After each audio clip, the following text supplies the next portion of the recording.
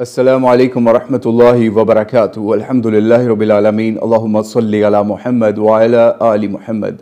आज की इस नशिस्त में हम एक अहम मामला जो बरसग़ीर पाक व हिंद के अंदर अक्सर बरेलवी उलमा और अवाम की तरफ से सेलिब्रेट किया जाता है, 11वीं शरीफ का ख़त्म एक है, उसके हवाले से आज हम बात करेंगे। मुफ्ती अकमल साहब की एक वीडियो है, उसके हवाले से भी इसमें कुछ बात करेंगे। और उसके अलावा दावत इस्लामी का 11वीं की हकीकत के नाम से एक फ़तवा है, उसके हवाले से भी बात करेंगे।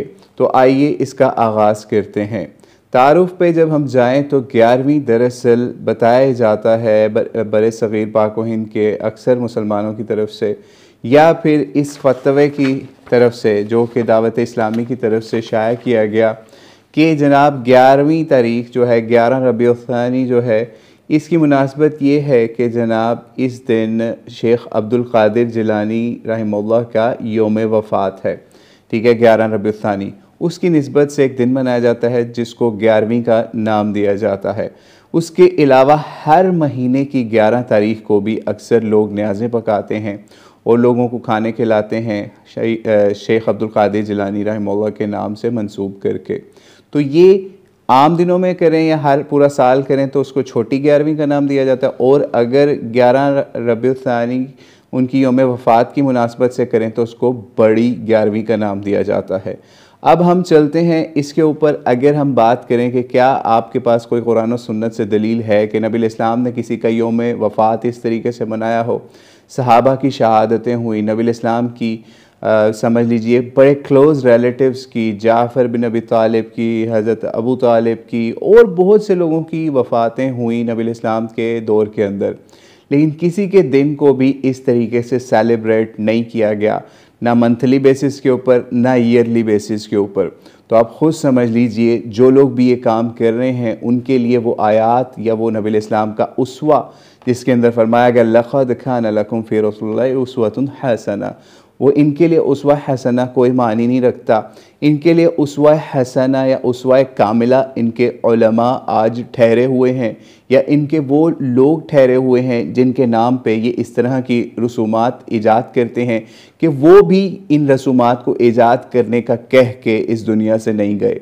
तो बहरहाल अल्लाह ताला इन लोगों को हिदायत दे। फिर इसके बाद हम आपको इस फतवे के हवाले से भी बात करते हैं जो फतवा हमारे हाथ में है, दावत इस्लामी ने शाया किया। आगाज़ के अंदर इसमें सवाल पूछा जनाब 11वीं की शरीफ की हकीकत क्या है, इसके लिए कोई ख़ास जगह मुअय्यन है या भी और भी जगह दिलवाएं, ये सवाल पूछा गया। तो इस पर जवाब ये दिया गया है जनाब कि 11वीं शरीफ हज़रत सैयदना गौसे आज़म रज़ियल्लाहु अन्हु के सवाब के लिए मुनक़्क़द की जाने वाली महफ़िल को कहा जाता है। अब ये उनके नाम के साथ रज़ियल्लाहु तआला अन्हु लगा रहे हैं, जो कि मुसलमानों का एक शार है कि वो ख़ास सहाबा के लिए इस्तेमाल करते हैं इस लफ्ज़ को। लेकिन बहरहाल यही काम आप आम लोगों के लिए फिर यूज़ करना शुरू कर दें रज़ियल्लाहु तआला अन्हु, यानी अपने आम मौलवियों के लिए भी, आम अवाम के लिए भी, तो फिर आप रिएक्शन देखिएगा बरेलवी उलमा का।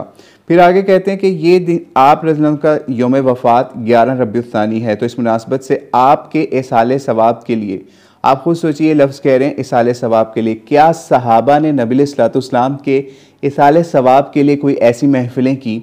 आपको कोई उसका सबूत नहीं मिलेगा। और ख़ुद सोचिए कि क्या इनके बुज़ुर्ग इसाले सवाब के मोहताज हैं?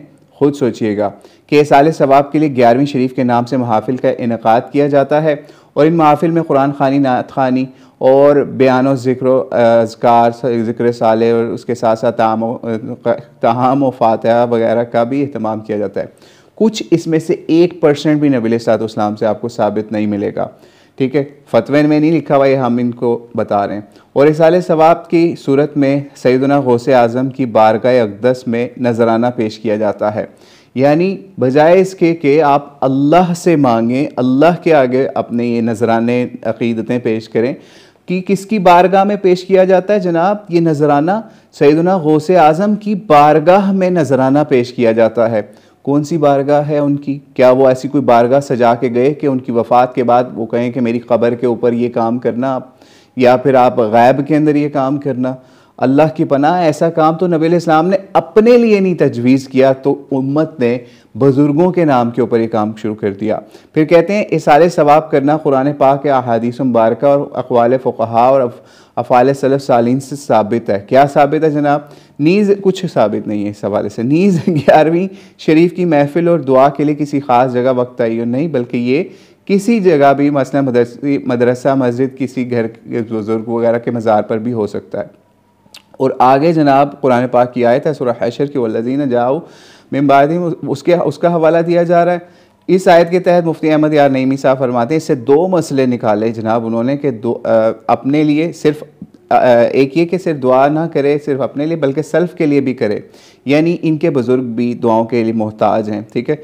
दूसरे ये कि बुज़ुर्गान दीन खुसूसन सहाबा कराम, अहले बैत के उर्स, ख़त्म, न्याज, फ़ातिहा, आला चीज़ें, इनमें बुज़ुर्गों के लिए दुआ कीजिए। जी अहले बैत के लिए तो ये हज़रत अली के लिए भी इसी तरह के उर्स करते हैं हर महीने की 11 तारीख को, और अहले बैत के अंदर बीबी फ़ातिमा के लिए, हसन हुसैन के लिए भी ऐसे बुज़ुर्ग उनको मुकाम देते हैं जैसे सैयदना शेख अब्दुल क़ादिर जिलानी रहमतुल्लाह के लिए करते हैं। आपको नज़र आया कभी नहीं आपको नज़र आएगा, या इस लेवल पर नज़र नहीं आएगा।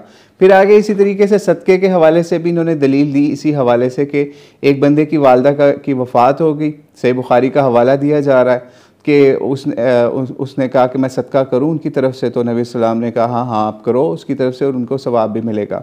तो ये हदीस का पूरा रेफरेंस भी सही तरीके से नहीं दिया। आपको 2756 सही बुखारी के अंदर ये हदीस मिल जाएगी। साद बिन उबादा रज़ियल्लाहु ताला अन्हु अपनी वालदा के पास नहीं थे जब उनकी वफ़ात हुई या उनकी सही तरीके से खिदमत नहीं कर सके, तो उन्होंने नबी इस्लाम से ये इजाज़त मांगी और नबी इस्लाम ने ख़ास उनको इजाज़त दी। अवाम को ये नहीं कहा कि तुम भी ये काम किया करना। बहरहाल अगर कोई कर ले तो उसको इंशाल्लाह उम्मीद है जवाब मिलेगा। लेकिन क्या आप अपने बुज़ुर्गों को फ़ौतशुदा मानते हैं?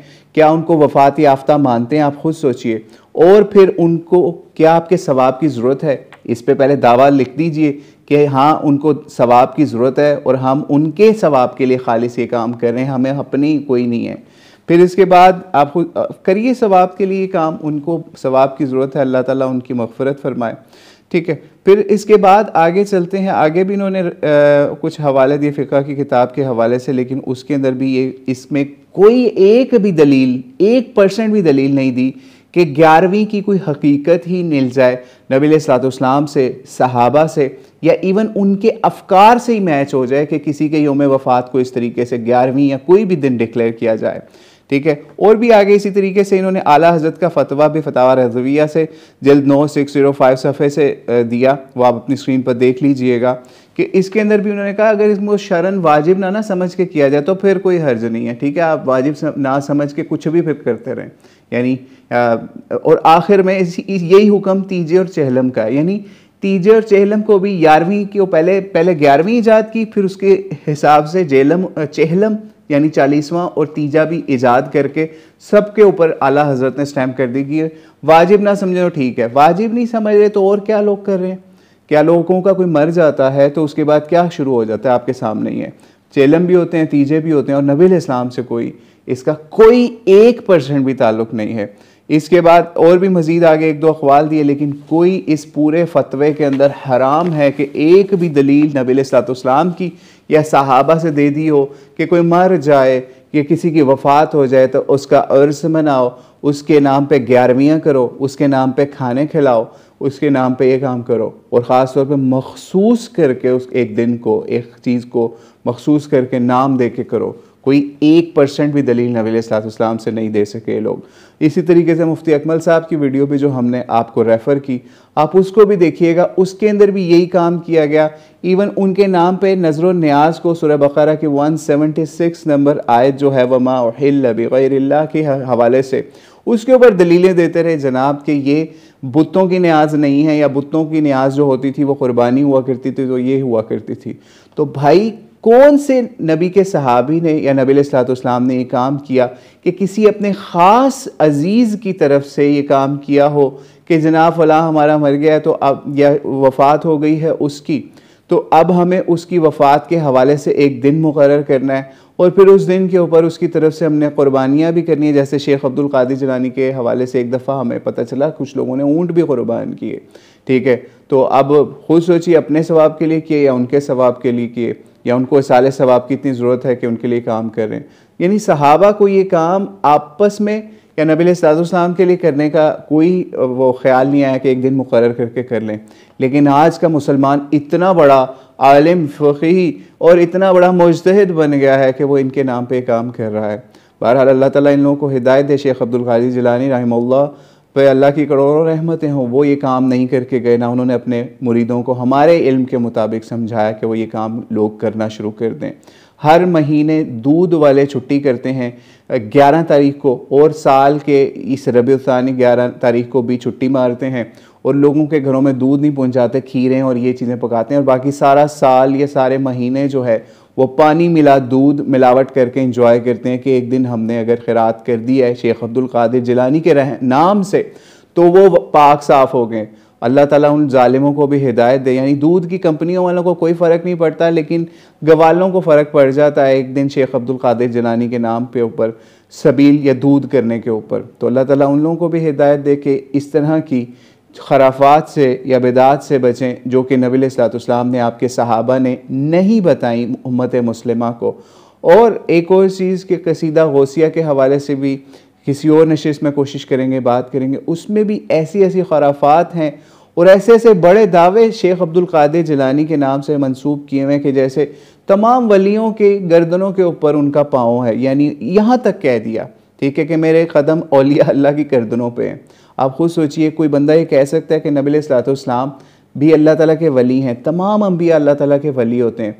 और ये चीज़ ज़हन में रख के आप सोच सकते हैं कि क्या शेख अब्दुल कादिर जिलानी रहमहुल्लाह ने ये काम किया हो, या फिर औलिया अल्लाह के वली ने जो अंबिया हैं वो अल्लाह के वली नहीं होते और आम लोगों में से अल्लाह ताला औलिया अपने बनाता है। खुद सोचिए ये कॉन्सेप्ट कहाँ से ड्राइव हुआ, किसने ड्राइव किया।